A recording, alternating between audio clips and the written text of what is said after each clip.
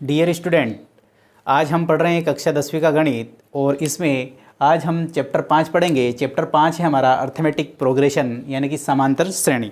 सबसे पहले हम देखेंगे कि समांतर श्रेणी होता क्या है। तो ऐसी श्रेणी जिसके किसी भी प्रथम पद में कोई भी संख्या जोड़ने या घटाने से अगर उसका अगला पद प्राप्त होता है तो वो श्रेणी क्या कहलाती है? समांतर श्रेणी। जैसे उदाहरण के लिए अगर हम देखते हैं कि किसी भी श्रेणी का पहला पद अगर दो हैं तो अगला पद मान लीजिए इसका 4 है और अगला पद इसका 6 है, फिर क्या हो जाएगा 8। इस प्रकार से यह श्रेणी चलती रहेगी। यानी कि प्रथम पद में अगर हम यहाँ पर 2 जोड़े तो हमें दूसरा पद यानी कि 4 प्राप्त हो जाएगा। 4 में फिर अगर हम 2 जोड़ते हैं तो 6 प्राप्त हो जाएगा। 6 में फिर 2 जोड़ते हैं तो हमें क्या प्राप्त हो जाएगा? 8। इस प्रकार से इसकी श्रेणी के पद यहाँ पर चलते रहते। अगर हम इस प्रथम पद को अगर हम a मानते हैं तो दूसरे पद में हमने यहाँ पर जो अंतर जोड़ा है इस अंतर को बोलते हैं सार्वंतर d। तो दूसरा पद हमें क्या प्राप्त हो जाएगा? इस 2 में हमने क्या जोड़ा है? d, यानी कि 2 जोड़ा है। तो प्रथम पद अगर हम a मानते हैं तो इसका दूसरा पद क्या हो जाएगा? a plus d। इसका तीसरा पद क्या प्राप्त हो जाएगा? अब देखिए पहले पद में कितने जोड़ने पर 6 आ रहे हैं? 4 जोड़ने पर, यानी कि 2d। 2 और 2 जोड़ा है तो 2 बार 2 जोड़ा है, यानी कि सार्वंतर को 2 बार जोड़ा है। तो अगला पद क्या हो जाएगा इसका? a plus 2d। इसी प्रकार से अगर हम इसका अगला पद निकालें तो वो क्या हो जाएगा? a plus 3d। यहाँ पर अगर हम इसका प्रथम पद a को अगर हम a1 माने तो दूसरा पद क्या हो जाएगा? a2, तीसरा क्या हो जाएगा? a3 और चौथा क्या हो जाएगा? a4। इस प्रकार से डैश डैश डैश अगली संख्या हमें क्या प्राप्त हो जाएगी? जो पद प्राप्त करना है an। यानी कि अब हम यहाँ से हमारा an वाला सूत्र जो है वो प्राप्त करेंगे। तो देखिए यहाँ पर पहला पद हमने a1, दूसरा पद a2 और तीसरा पद a3। इस प्रकार से हमारा अंतिम पद यानी कि an हमें प्राप्त हुआ। यहाँ पर n बराबर क्या है? n बराबर है पदों की संख्या, पदों की संख्या यानी कि nवा पद। अब यहाँ पर हम देखेंगे कि इससे हम अंतिम पद यानी कि an का अगर सूत्र प्राप्त करें तो an यानी कि पहले पद में हम क्या जोड़ रहे हैं? d जोड़ रहे हैं। जैसे मान लीजिए दूसरा पद प्राप्त करना है तो a2 अगर हमें प्राप्त करना है तो d जोड़ रहे हैं। कितना d जोड़ रहे हैं? यहाँ पर n बराबर अगर 2 है तो हम d जोड़ रहे हैं 1, यानी कि n-1d हम पहले पद में जोड़ते हैं। तो a प्लस n-1 और ये d। इस प्रकार से हमारा an का सूत्र हमें प्राप्त हो जाएगा। ये है हमारा nवा पद ज्ञात करने का सूत्र। अब देखिए अगर यही सूत्र हम पीछे से यानी कि लास्ट से, तो यहाँ पर अगर इसी सूत्र को देखें हम अंतिम से nवा पद ज्ञात करना। यहाँ पर पहला जो सूत्र लिखा है हमने वो क्या लिखा है? प्रथम पद से nवा पद ज्ञात करने का।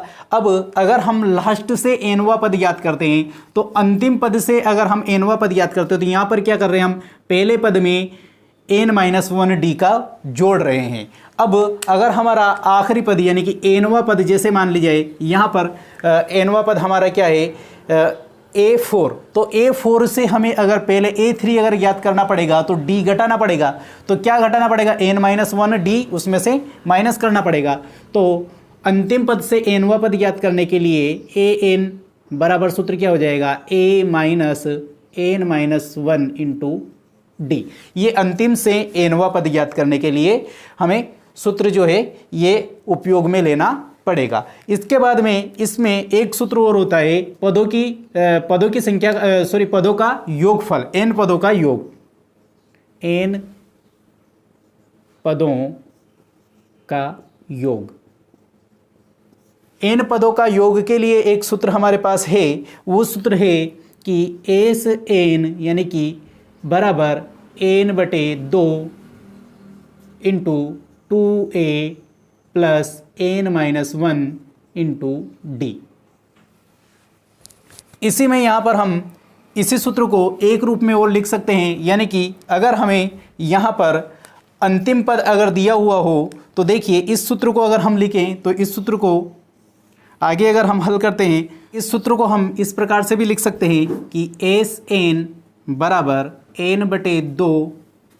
अब देखिए यहाँ पर 2a है तो इसको लिख दें हम a प्लस ए और plus n minus 1 into D. अब यहाँ से यहाँ तक के लिए हमारे पास एक सूत्र है ए एन वाला, ए एन बराबर a प्लस एन माइनस 1 इंटू डी। तो a प्लस एन माइनस 1 इंटू डी, यानी कि ये ए एन जो है इसका अंतिम पद होता है, तो अंतिम पद को हम एल से लिखते हैं। तो यहाँ पर ए से एन बराबर हमारा ये सूत्र क्या बन जाएगा, n बटे 2, यहाँ पर कोष्टक के अंदर बच जाएगा a प्लस एल, यानी कि प्रथम पद प्लस अंतिम पद। ये भी हमारा एक सूत्र बन जाएगा। अब देखिए यहाँ पर कुछ चीज़ें दी हुई है, जैसे n बराबर क्या हो जाएगा, पदों की संख्या। फिर दिया हुआ है a, तो a क्या है, प्रथम पद। और इसी में दिया हुआ है हमारे पास d, तो d क्या हो जाएगा यहाँ पर, सार्वंतर। ये d हो जाएगा हमारा सार्वंतर। और l भी अगर आप देखें तो l हो जाएगा अंतिम पद। और यहां पर a n भी हमारा क्या होता है, अंतिम पद।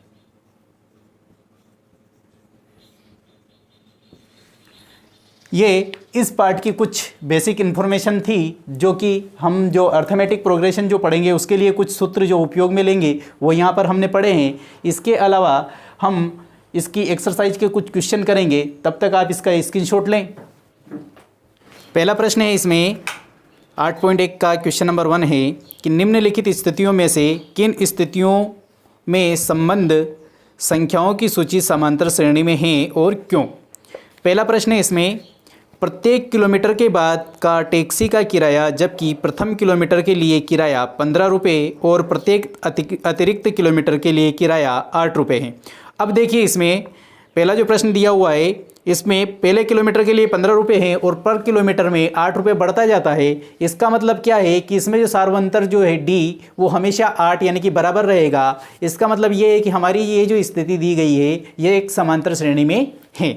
दूसरा प्रश्न है इसका कि किसी बेलन में उपस्थित हवा की मात्रा जबकि वायु निकालने वाला पंप प्रत्येक बार बेलन की शेष हवा का 1/4 भाग बाहर निकाल देता है।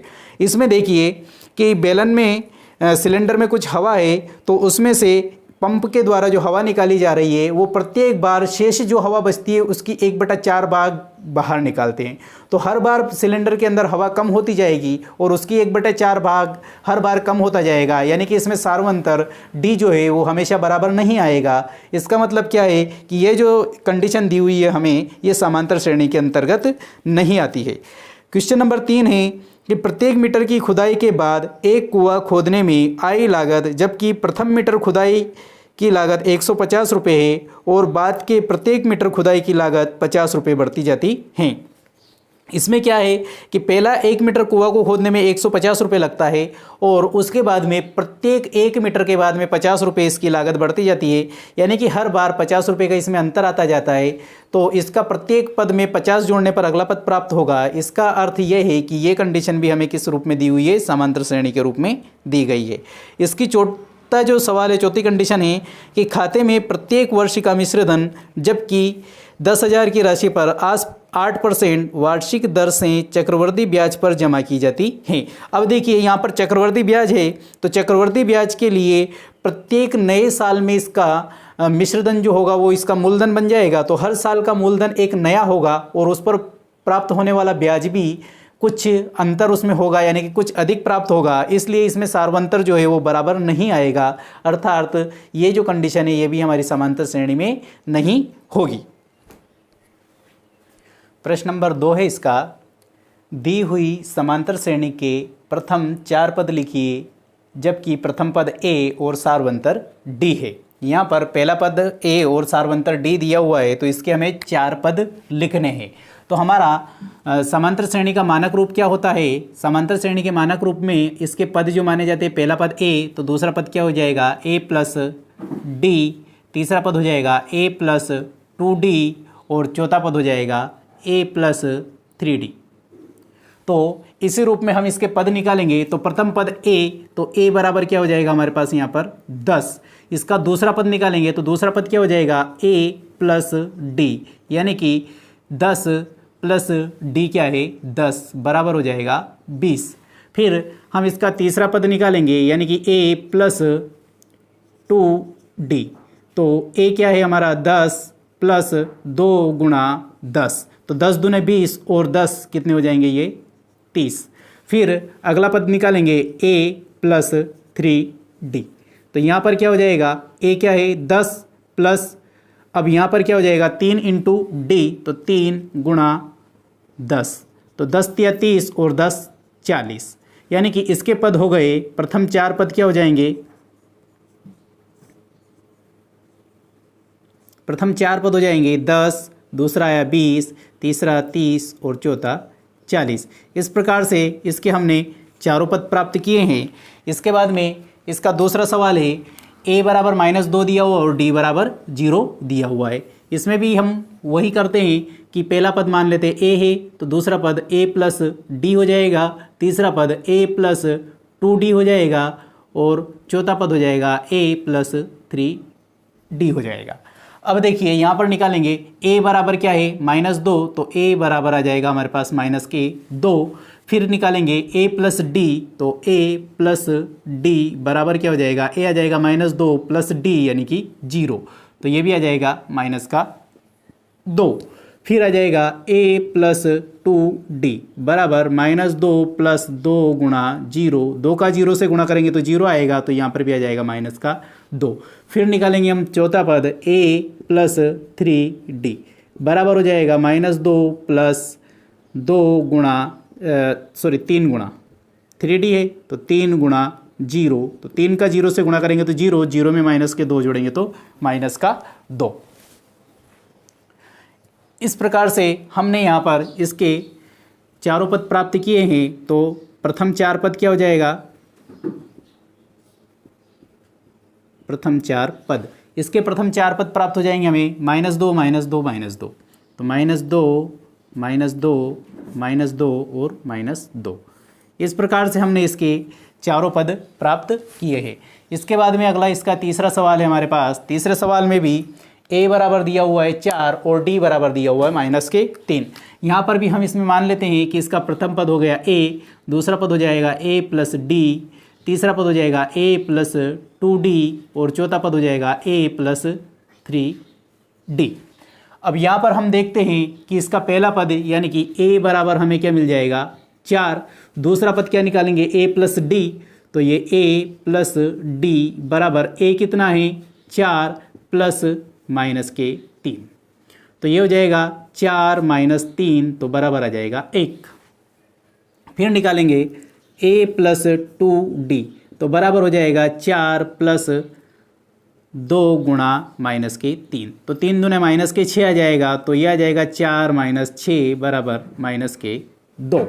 इसके बाद में निकालेंगे हम a प्लस 3d, तो a प्लस 3d बराबर हो जाएगा 4 प्लस 2 गुणा -3 गुणा -3, तो यह आ जाएगा 4 प्लस माइनस के 3 तिया 9, तो ये प्राप्त हो जाएगा -5।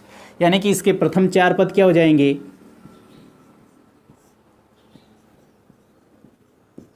प्रथम 4 पद हमें प्राप्त हो जाएगा। पहला पद आया है हमारे पास 4, दूसरा पद आ जाएगा 1, तीसरा पद है -2 और चौथा पद है -5। इस प्रकार से इस श्रेणी के हमें पहले 4 पद प्राप्त हुए। इस प्रकार से हमने ये तीनों क्वेश्चन इसके हल किए। इसके बाकी 2 क्वेश्चन और करेंगे, पहले आप इसका स्क्रीनशॉट लें। चौथा सवाल है इसका, इसमें a बराबर -1 दिया हुआ है और d बराबर 1/2 दिया हुआ है। तो अगर हम इसका पहला पद मानते हैं a, दूसरा पद हो जाएगा a प्लस d, तीसरा पद हो जाएगा a प्लस 2d और चौथा पद हो जाएगा a प्लस 3d। यहाँ से तो पहला पद यानी कि a बराबर कितना हो जाएगा -1, दूसरा पद a प्लस d आएगा, तो यहाँ पर a तो लिख देंगे हम -1 और प्लस d लिखेंगे 1/2। यहाँ पर इसके बटे में कुछ भी नहीं यानी कि 1, तो इसका एलसीएम लेंगे हम, तो लघुत्तम लेंगे तो यहाँ पर एलसीएम आ जाएगा हमारे पास क्या आ जाएगा 2, 1 का 2 में भाग लगाएंगे 2 बार जाएगा, 2 का -1 से गुणा करेंगे तो -2 प्लस का 1, तो ये आ जाएगा यहाँ पर -1/2। फिर इसका दूसरा पद निकालेंगे a + 2d बराबर हो जाएगा ये -1 प्लस 2 गुणा 1/2, 2 से 2 कट जाएगा तो ये आ जाएगा हमारे पास -1 और प्लस का 1 बराबर 0। फिर अगला पद हो जाएगा हमारे पास a + 3d, तो a + 3d बराबर हो जाएगा, a हो जाएगा -1 प्लस 3 गुणा 1/2, तो ये हो जाएगा हमारे पास -1/1 प्लस 3/2। इसको हल करेंगे तो लघुत्तम लेंगे, यहाँ पर आ जाएगा हमारे पास 2, तो ये हो जाएगा 2 एकम 2 प्लस 3, तो -3 प्लस के 2 बटे, तो ये हो जाएगा 2, तो ये आ जाएगा 3 में से 2 घटाएंगे तो 1/2, यानी कि पहला पद आया हमारे पास -1, दूसरा पद आया -1/2, तीसरा पद है 0 और चौथा पद है 1/2। तो इस प्रकार से हमारे प्रथम 4 पद कौन से हो जाएंगे, प्रथम 4 पद बराबर आ जाएंगे हमारा -1, -1/2, 0 और 1/2। इस प्रकार से हमने इस श्रेणी के पहले 4 पद प्राप्त किए हैं। पांचवा सवाल है इसका, a बराबर है -1.25 और d बराबर है -0.25, तो इसका पहला पद हो जाएगा a, दूसरा पद हो जाएगा a + d, तीसरा पद हो जाएगा a + 2d और चौथा पद हो जाएगा a + 3d। ये हमारे समांतर श्रेणी का मानक रूप है, तो इस रूप में हम इसका पदों को ज्ञात करेंगे। तो पहला पद क्या हो जाएगा, a बराबर आ जाएगा -1.25, दूसरा पद हो जाएगा a + 2d बराबर हो जाएगा, a कितना है -1.25 सॉरी a + d, तो -1.25 प्लस d क्या हो जाएगा -0.25। अब ये संख्या हो जाएगी -1.25 और प्लस माइनस -0.25, तो ये क्या प्राप्त हो जाएगा, हमें माइनस की संख्या हो जाएगी और माइनस में हम इसमें 0.25 और जोड़ेंगे तो ये आ जाएगा -1.50। फिर अगला जो पद होगा वो हो जाएगा a + 2d बराबर आ जाएगा -1.25 और प्लस माइनस हो जाएगा -2, अभी प्लस ही लगा देते, 2 गुणा -0.25, तो ये हो जाएगा -1.25 और प्लस माइनस हो जाएगा, 5 का गुणा करेंगे तो ये आ जाएगा 0.50, 2 का गुणा करेंगे तो यहाँ संख्या हमें प्राप्त हो जाएगी -1.75। फिर चौथा पद निकालेंगे हम, चौथा पद हो जाएगा a + 3d बराबर हो जाएगा -1.25 -3 इंटू 0.25, तो यहाँ पर इसको हल करेंगे हम तो यह आ जाएगा -1.25, 25 का 3 से गुणा करेंगे तो 75 हो जाएगा, तो ये हो जाएगा प्लस माइनस और संख्या आ जाएगी 0.75। 1.25 में से 0.75 जोड़ेंगे तो यहाँ पर संख्या प्राप्त हो जाएगी हमें -2.00 यानी कि 2। इस प्रकार से हमारे प्रथम 4 पद क्या हो जाएंगे, प्रथम 4 पद जो प्राप्त हुए हैं हमें वो हो जाएंगे -1.25, फिर आ जाएगा -1.50, फिर आ जाएगा -1.75 और फिर आ जाएगा चौथा पद -2। इस प्रकार से हमने एपी के प्रथम 4 पद यहाँ पर प्राप्त किए हैं। इसी के साथ में हमारा दूसरा क्वेश्चन खत्म होता है। प्रश्न 3 है, प्रत्येक एपी के लिए प्रथम पद व सार्वंतर लिखो। इसमें हमें प्रथम पद और सार्वंतर ज्ञात करना है। तो प्रथम पद को हम ए बोलते हैं और सार्वंतर को बोलते हैं डी। तो ए और डी हमें इनके बताने हैं। इसमें 4 प्रश्न हैं।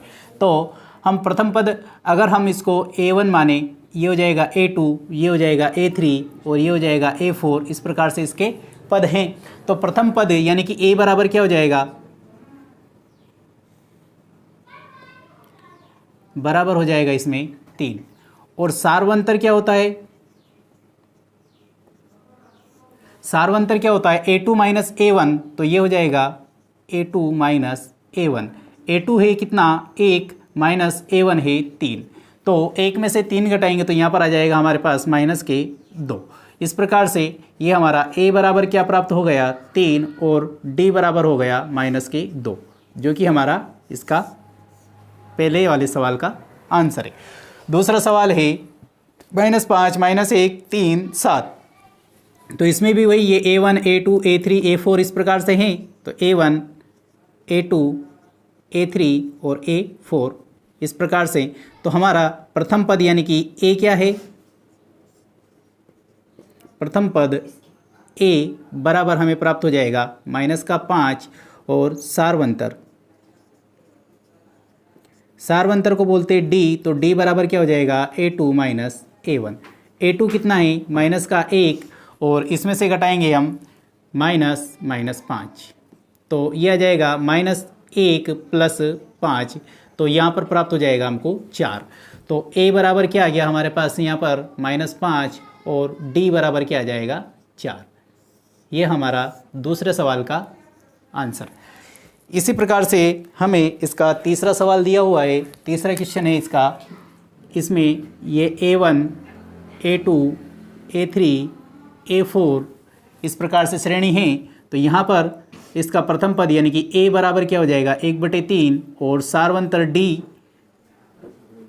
बराबर हमें मिल जाएगा A2 माइनस A1। तो A2 कितना है हमारे पास यहाँ पर 5/3 माइनस 1/3। यहाँ पर इसमें एलसीएम आ जाएगा 3 और ये 5 माइनस 1, तो ये प्राप्त हो जाएगा हमें 4/3। तो इसमें अगर हम देखते हैं तो A बराबर तो आ गया 1/3 और D बराबर प्राप्त हो जाएगा हमें 4/3। ये हमारा इस तीसरे सवाल का आंसर हो जाएगा। चौथा सवाल इसमें देखेंगे, ये हो जाएगा A1 A2 A3 और A4। अब प्रथम पद यानी कि A बराबर क्या हो जाएगा, जो हमारा A1 है यानी कि 0.6। अब लिखेंगे हम D यानी कि सार्वंतर, तो D बराबर क्या हो जाएगा A2 माइनस A1, तो A2 क्या है 1.7 माइनस 0.6। 1.7 में से 0.6 घटाएंगे तो यहाँ पर 7 में से 6 घटाएंगे तो हमें क्या मिल जाएगा यहाँ पर 1 और यहाँ पर बच जाएगा 0, तो सॉरी 1 में से 0 घटाएंगे तो 1, तो 1.1 जो है हमारा इसका सार्वंतर आ जाएगा। तो A बराबर हमें प्राप्त हो जाएगा 0.6 और D बराबर हमारे पास आ जाएगा 1.1। इस प्रकार से हमने इसका क्वेश्चन नंबर 2 के 4 सवाल किए हैं। आप इसका स्क्रीनशॉट ले, हम 5वां क्वेश्चन करेंगे। चौथा प्रश्न है, निम्न श्रेणियों में कौन AP है, यदि AP है तो इसका सार्वंतर तथा इसके अगले 3 पद ज्ञात कीजिए। यहाँ पर हमें पहले चेक करना है कि ये समांतर श्रेणी है अथवा नहीं है। अगर समांतर श्रेणी है तो इसका सार्वंतर भी बताना है और अगले 3 पद भी ज्ञात करने। तो कोई भी श्रेणी समांतर श्रेणी कब होती है, जब उसका सार्वंतर बराबर हो। तो यहाँ पर देखेंगे कि प्रत्येक पद का अंतर बराबर है या नहीं। अगर हम इसको मान लेते A1, ये हो जाएगा A2, ये हो जाएगा A3 और ये हो जाएगा A4। इस प्रकार से ये श्रेणी हमारी चल रही है। तो D बराबर क्या होता है A2 माइनस A1। तो A2 क्या है हमारे पास यहाँ पर 4 माइनस 2, तो ये कितना आ जाएगा 4 में से 2 घटाएंगे तो 2। फिर D बराबर प्रत्येक पद का अंतर बराबर होना चाहिए, तो ये A3 माइनस A2। तो A3 कितना है 8 माइनस 4, तो 8 में से 4 घटाएंगे तो कितना बचेगा यहाँ पर 4। यानी कि इसमें प्रत्येक पद का अंतर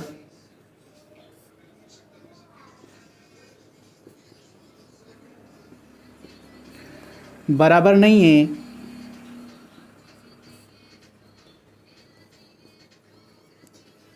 अतः यह AP नहीं है। इसका मतलब हमारी जो दी गई श्रेणी है ये समांतर श्रेणी नहीं है। समांतर श्रेणी क्यों नहीं है? क्योंकि यहाँ पर सर्वांतर, यहाँ पर डी आ रहा है और यहाँ पर अंतर 4 आ रहा है। फिर निकालेंगे तो 16 में से 8 घटाएंगे तो फिर अंतर 8 आएगा, यानी कि प्रत्येक पद का अंतर बराबर नहीं है, इसलिए यह एपी नहीं है। एपी नहीं है तो इसमें सार्वंतर भी नहीं निकलेगा और इसके अगले 3 पद भी हम ज्ञात नहीं कर पाएंगे। इसी प्रकार से इसका क्वेश्चन नंबर 6 ये भी एपी नहीं होगा। क्वेश्चन नंबर 9 ये भी एपी नहीं होगा और ये 11वां भी एपी नहीं होगा और 13वां भी नहीं है और 14वां भी नहीं है। इन चारों प्रश्नों को, 5 प्रश्नों को भी आप करके देख सकते हैं। इनमें भी एक भी पद जो है वो एपी नहीं है, यानी कि इनमें से कोई भी समांतर श्रेणी नहीं है। अब इसके अलावा इसमें से जो जो प्रश्न समांतर श्रेणी में है उनको हम आगे हल करेंगे। आप इसका स्क्रीनशॉट लें। दूसरा सवाल है इसका 2, 5/2, 3, 7/2 डैश डैश डैश। इसको चेक करना है कि क्या ये समांतर श्रेणी है, और अगर समांतर श्रेणी है तो हम इसके अगले पद ज्ञात करेंगे। तो इसका पहला पद अगर हम मान ले A1, ये हो गया A2, ये हो जाएगा A3, ये A4। इसमें इस प्रकार से 4 पद है। तो पहले हम चेक करके देखते हैं कि इसका सार्वंतर बराबर है या नहीं है, या ये समांतर श्रेणी है या नहीं है। तो D बराबर हो जाएगा A2 माइनस A1। तो A2 कितना है? 5/2 माइनस A1 यानी कि 2। इसके बटे में कुछ भी नहीं यानी कि 1। तो यहाँ पर क्या हो जाएगा? हमारा लघुत्तम आ जाएगा 2। 2 का 2 में भाग लगाएंगे 1 बार, 1 का 5 से गुणा करेंगे 5, और 1 का 2 में भाग लगाएंगे 2 बार और 2 का 2 से गुणा करेंगे 4। तो बराबर आ जाएगा 1/2। फिर अगला निकालेंगे हम D बराबर, फिर निकालेंगे A3 माइनस A2। A3 है हमारे पास 3 माइनस A2 हो जाएगा 5/2। फिर हम यहाँ पर हल करेंगे तो इसका लघुत्तम आ जाएगा 2। तो 2 का 1 और 2 का लघुत्तम आ गया 2। 2 में 1 का भाग लगाएंगे 2 बार जाएगा, 2 का 3 से गुणा करेंगे तो 6 माइनस 5। तो यहाँ पर मिल जाएगा हमें फिर 1/2। पुनः हम A4 माइनस A3 करेंगे। वापस हम D बराबर A4 minus A3, A4 minus A3। A4 है हमारे पास 7/2 माइनस A3 है 3, इसके बटे में 1। इसको हल करेंगे तो यहाँ पर भी आ जाएगा हमारे पास 1/2। यानी कि हमारा यहाँ पर प्रत्येक पद का अंतर जो है वो हमें कितना प्राप्त हो रहा है? 1/2। यानी कि ये जो श्रेणी है हमारी वो क्या है? एपी है। तो यह एपी है तो इसका सार्वंतर क्या हो जाएगा?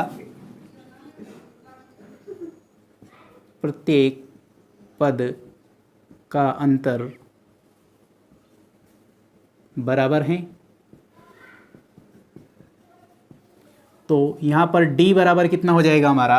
1/2। एक आंसर तो हमें ये प्राप्त हो गया। इसके बाद में इसी क्वेश्चन में हमें क्या ज्ञात करना है? इसके अगले 3 पद और ज्ञात करने हैं। तो अगले 3 पद यानी कि अगला पद क्या हो जाएगा? A5, A6 और A7। तो यहाँ पर देखिए हमें A5 ज्ञात करना है। तो A5 बराबर क्या हो जाएगा? A4 plus D। तो हम निकालेंगे A5 बराबर A4 प्लस D, यानी कि पिछले पद में सार्वंतर जोड़ देंगे तो हमें अगला पद प्राप्त हो जाएगा। तो A5 बराबर A4 क्या है? 7/2 प्लस D हमें यहाँ पर प्राप्त हुआ है 1/2। तो ये हो जाएगा प्लस 1/2। तो इसमें इन दोनों का लघुत्तम आ गया हमारे पास 2। तो ये हो जाएगा 7 प्लस 1, तो बराबर हो जाएगा ये 8/2 यानी कि 4। फिर निकालेंगे हम A6। तो A6 क्या प्राप्त हो जाएगा हमें? A6 हो जाएगा A5 प्लस D। A5 क्या है हमारे पास? 4 प्लस D यानी कि 1/2। यहाँ पर 1, तो यहाँ पर लघुत्तम आ जाएगा हमारे पास 2। तो ये हो जाएगा 4 प्लस 2 में 2 में 1 का भाग लगाएंगे तो 2 बार जाएगा और 2 का 4 से गुणा करेंगे तो ये हो जाएगा 8। 2 में 2 का भाग लगाएंगे 1 बार जाएगा, 1 का 1 से गुणा करेंगे तो ये आ जाएगा 1। तो ये आ जाएगा हमारे पास 9/2। फिर निकालेंगे हम A7। तो A7 बराबर क्या हो जाएगा? A6 plus D। तो यहाँ पर A6 है हमारे पास 9/2 प्लस D है 1/2।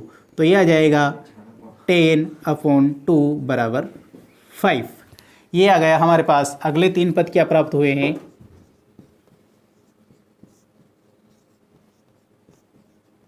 अगले 3 पद मिल गए हमको 4, 9/2 और 5। एक आंसर ये हमें प्राप्त हो गया। इस प्रकार से हमने इसका क्वेश्चन नंबर 2 किया है। आप इसका स्क्रीनशॉट ले, फिर हम अगला क्वेश्चन करते हैं।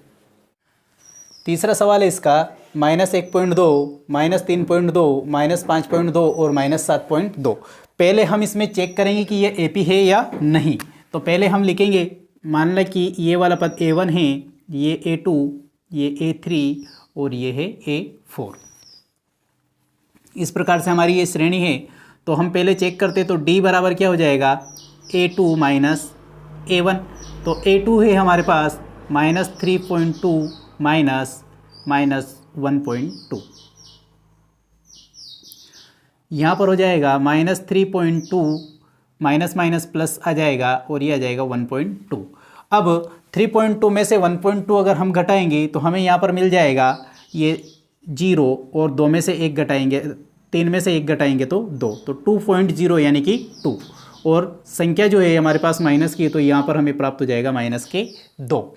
इसी प्रकार से फिर निकालेंगे हम D बराबर A3 माइनस A2। तो ये हो जाएगा A3 माइनस A2। A3 है हमारे पास -5.2 और A2 हो जाएगा माइनस का 3.2, तो माइनस माइनस फिर प्लस हो जाएगा, तो ये प्लस 3.2।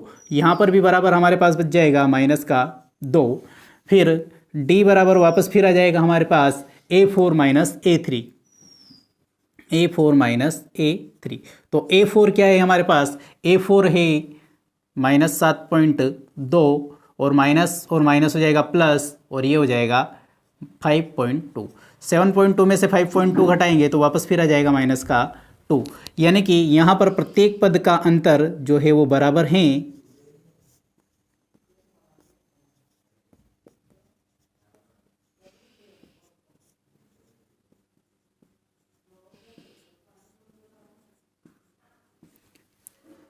अतः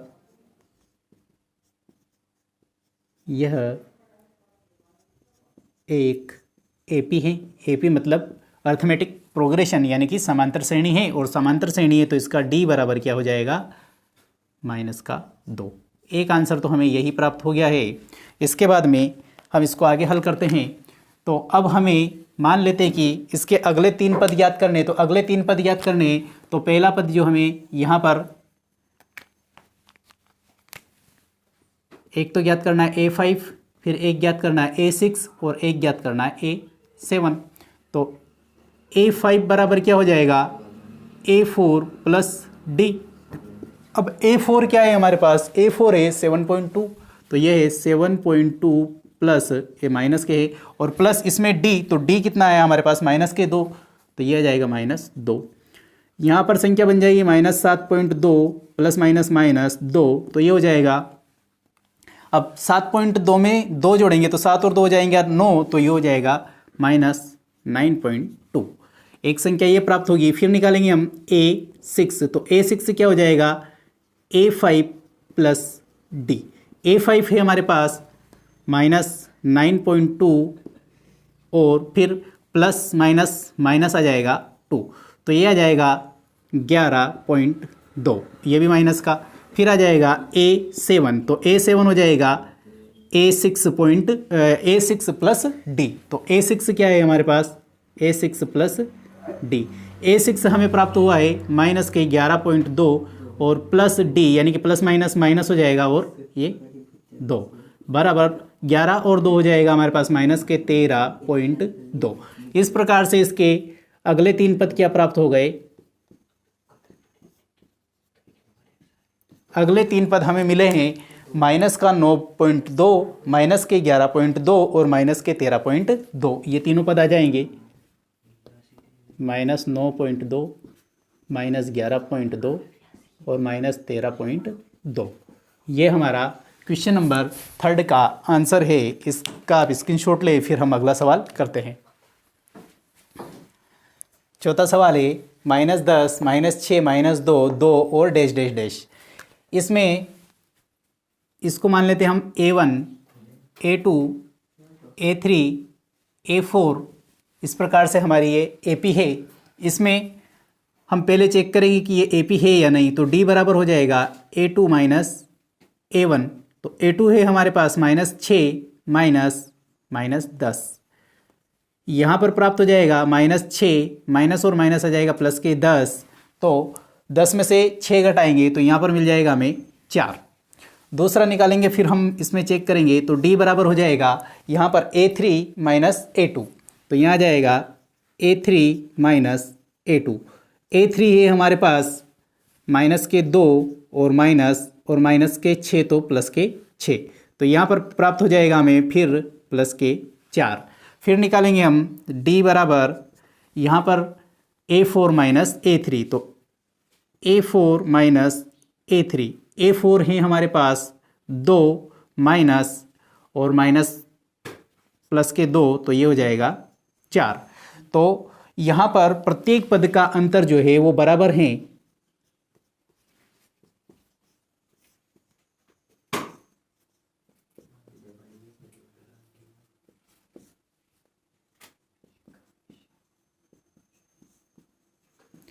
अतः यह AP है और AP है तो इसका सार्वंतर यानी कि D बराबर क्या हो जाएगा 4।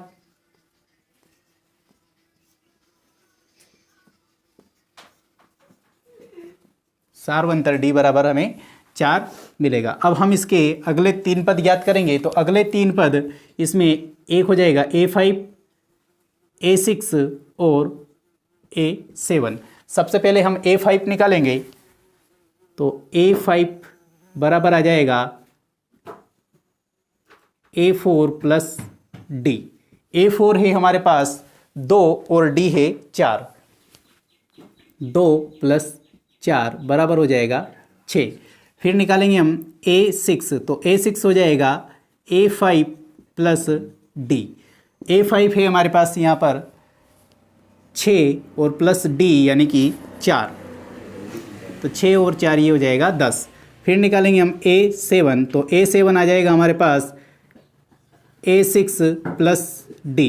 A6 है हमारे पास 10 प्लस D यानी कि 4। तो 10 और 4 ये हो जाएंगे 14। इस प्रकार से इसके अगले 3 पद हमें प्राप्त हुए हैं।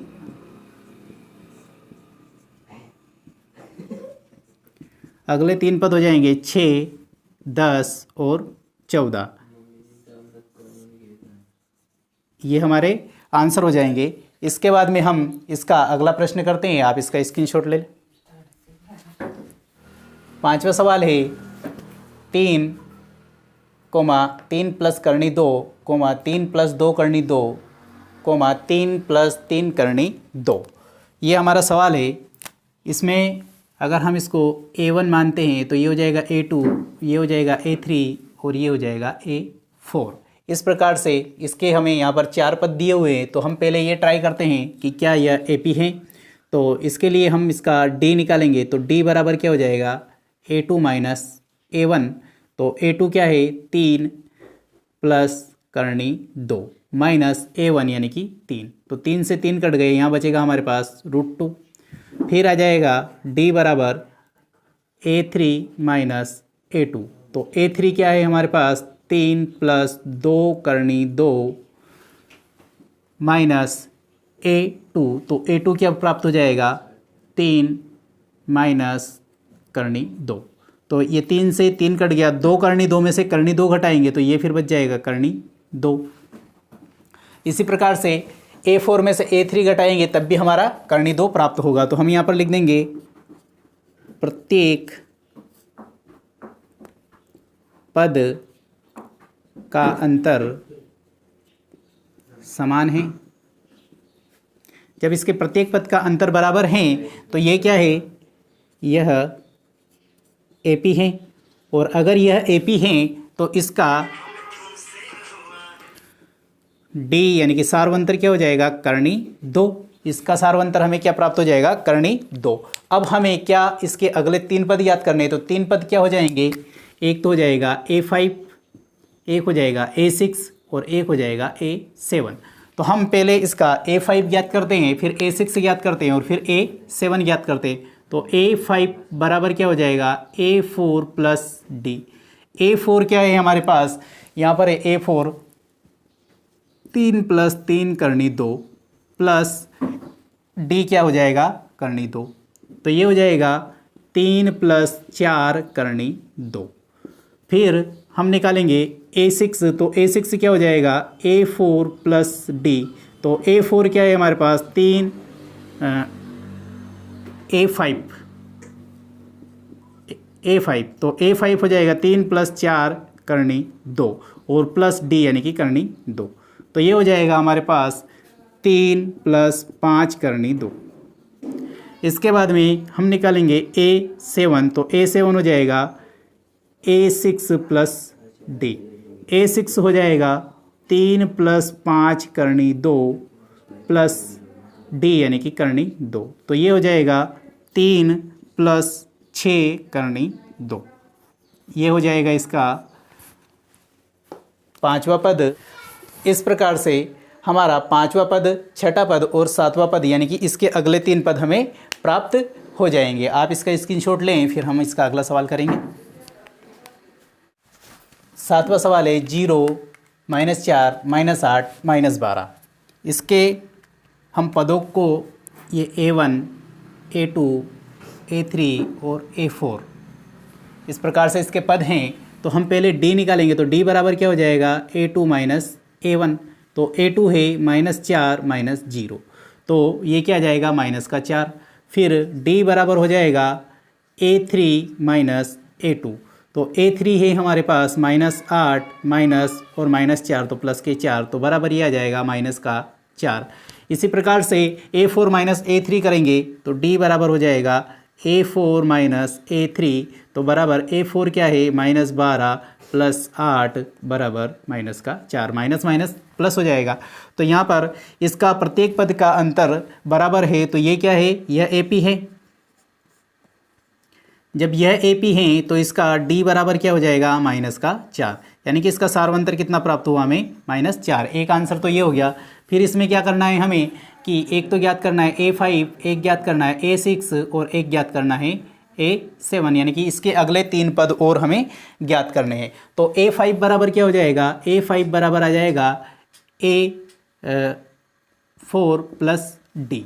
तो A4 क्या है हमारे पास, A4 यहाँ पर प्राप्त होता है हमें -12 प्लस डी यानी कि -4, तो ये हो जाएगा -12 और -4, तो 12 और 4 हो जाएगा -16। इसके बाद में फिर निकालेंगे हम A6, तो A6 क्या हो जाएगा A5 प्लस डी। तो A5 हमारे पास है -16 प्लस डी यानी कि -4, तो 16 और 4 ये हो जाएगा -20। फिर A7 हमें प्राप्त हो जाएगा, A7 हो जाएगा A6 प्लस डी। तो A6 है हमारे पास, यहाँ पर A6 जो हमें प्राप्त हुए हैं वो है -20 और प्लस -4, तो ये हो जाएगा -24। इस प्रकार से हमें इसके अगले 3 पद प्राप्त हो गए हैं। अगले 3 पद है -16, -20 और -24। इस प्रकार से हमारा ये 7वां सवाल होता है। आप इसका स्क्रीनशॉट लें, फिर हम इसका अगला सवाल करेंगे।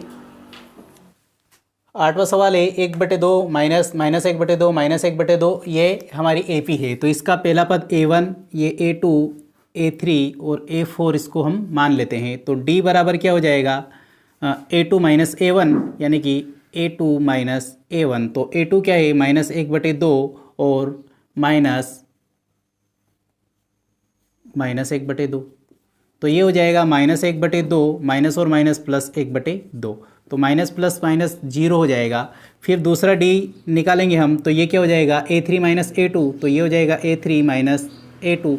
तो यहाँ पर भी वही वाली कंडीशन बनेगी, यानी कि -1/2 प्लस 1/2 बराबर ये भी आ जाएगा 0। फिर D बराबर हम निकालेंगे A4 माइनस A3, तो A4 माइनस A3, तो ये हो जाएगा -1/2 और माइनस माइनस प्लस 1/2, तो बराबर ये भी 0। यानी कि ये जो है एक AP है और इसका D बराबर क्या है 0। तो यहाँ पर हमें इसका D पता चल गया है। तो हमें इसके अगले पद निकालने, यानी कि क्या निकालना, A5 निकालना है। तो A5 क्या हो जाएगा A4 प्लस डी, तो A4 क्या है -1/2 प्लस डी यानी कि 0, तो बराबर क्या आ जाएगा -1/2।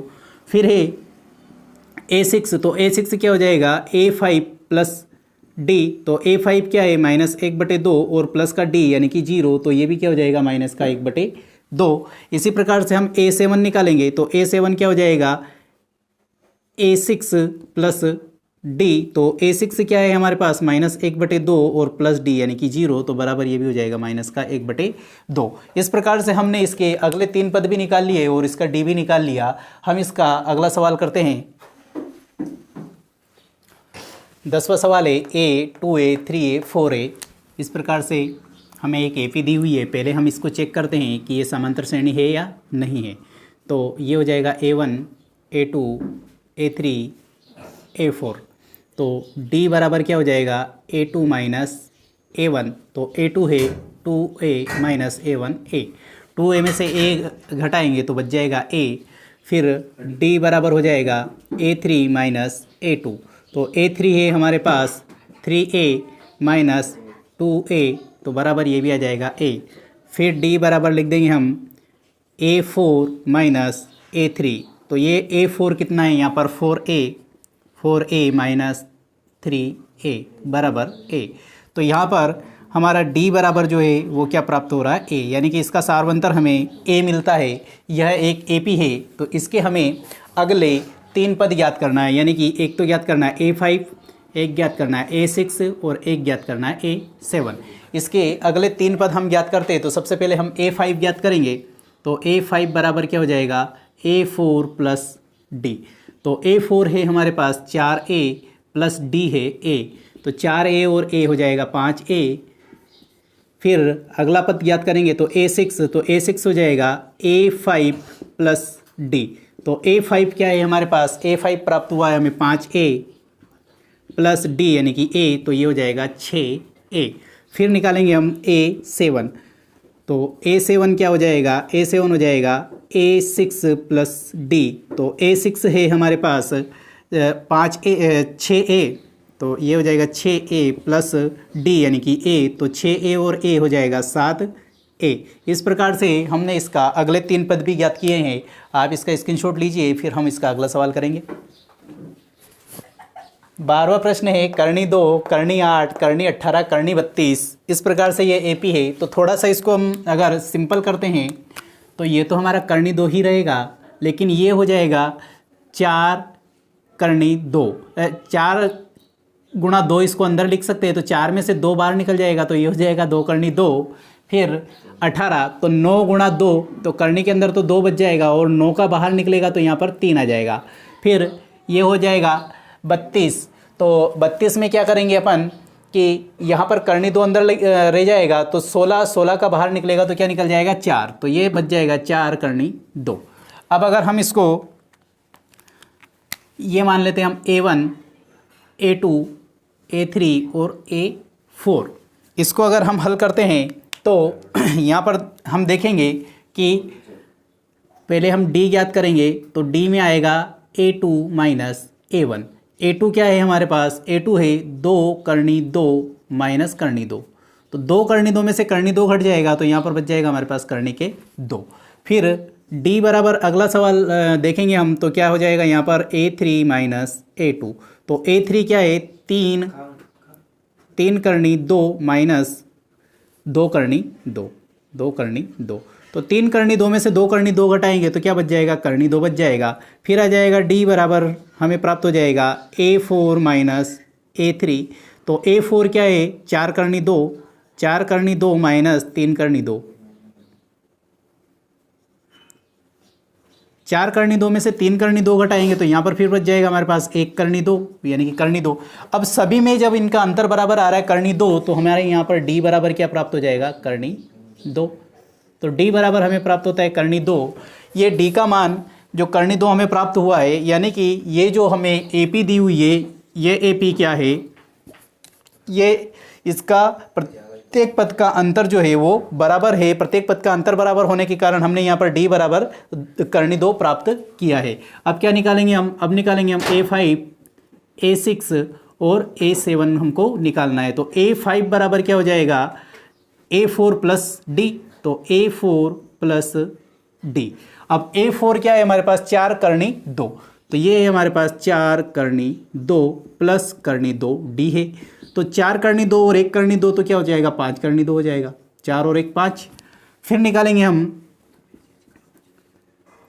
A6, तो A6 से क्या हो जाएगा, A5 प्लस डी। तो A5 क्या है हमारे पास, 5 करनी 2 प्लस डी यानी कि करनी 2, तो 5 और 1 6 करनी 2 हो जाएगा, ये हो जाएगा 6 करनी 2। इसके बाद में हम निकालेंगे A7, तो A7 बराबर क्या हो जाएगा, A6 प्लस डी। A6 है हमारे पास 6 करनी 2, तो ये लिख देंगे हम 6 करनी 2 प्लस करनी 2, तो 6 और 1 कितनी हो जाएगी, 7 करनी 2। इस प्रकार से इसके हमने अगले 3 पदों के मान भी प्राप्त किए हैं। इसी के साथ में जिन जिन संख्याओं के श्रेणी हमें समांतर श्रेणी में दी हुई थी उनके हमने डी यानी कि सार्वंतर प्राप्त किए हैं और उनके अगले 3 पद भी हमने हल कर लिए हैं। इसके अलावा जितने भी प्रश्न हैं वो सारे प्रश्न समांतर श्रेणी में नहीं है। समांतर श्रेणी में नहीं होने के कारण उनको हम आगे हल नहीं कर पाएंगे, यानी कि उनके अगले 3 पद हम नहीं ज्ञात कर पाएंगे। तो इसी के साथ में हमारा जो एक्सरसाइज है 5.1 वो भी समाप्त होती है और इसकी अगली एक्सरसाइज यानी कि 5.2 हम इसके अगले पार्ट में करेंगे। तब तक के लिए धन्यवाद।